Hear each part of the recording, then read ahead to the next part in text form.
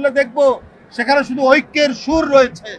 এই ঐক্যের সুর গোটা জাতিকে, এই দেশের অভিযান সমাজ, এই দেশের সিভিল সোসাইটি, সাধারণ মানুষ সবাইকে অত্যন্ত এই বিষয়ে যে দিক নির্দেশনা বা শিক্ষার অনুকরণীয় অনেক তথ্য, অনেক উপকরণ তার বক্তব্য থেকে পেয়েছি। সুতরাং এগ্রিকালচারিস্ট অ্যাসোসিয়েশন তারা এই যে তার বক্তব্য এবং বিএনপির যে 31 দফা কর্মসূচি, সেখানে কৃষি নিয়ে যে বক্তব্য, যে ভিশন দেওয়া আছে, তারা সেইটির উপর কাজ করবে।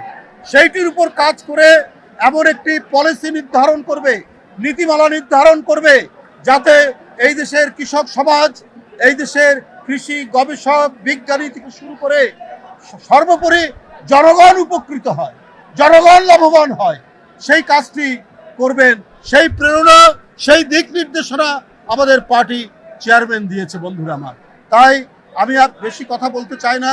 আমি আজকে কামরুজ্জামান কায়সার এবং সাদাত হোসেন বিপ্লব তাদের নেতৃত্বে এই এগ্রিকালচারিস্ট অ্যাসোসিয়েশন বাংলাদেশ, তারা অত্যন্ত যোগ্যতার সাথে এই সংগঠনটি গড়ে তুলবে।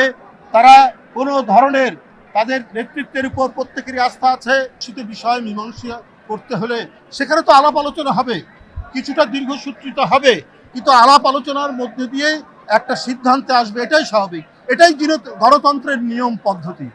যদি আমরা প্রকৃত গণতন্ত্রে বিশ্বাস করি, আমরা দেশের জন্য, দেশের মানুষের জন্য আমাদের সর্বোৎকৃষ্ট যেটি ভালো, যেটি প্রত্যেকের মঙ্গলের জন্য, সেইখানে নানা আলাপ আলোচনা এবং বিতর্কের মধ্যে দিয়েই একটি সিদ্ধান্তে আসবে। আমার বিশ্বাস সেই সিদ্ধান্তেই সব রাজনৈতিক দলগুলো পৌঁছবে এবং তার যে একটি তারিখ নির্ধারণ হয়েছে, সেই তারিখের মধ্যেই আমার বিশ্বাস প্রত্যেকটি রাজনৈতিক দল তারা তাদের মতামত দিয়ে একটি জায়গায় আসতে পারবে বলে আমার বিশ্বাস। ধন্যবাদ।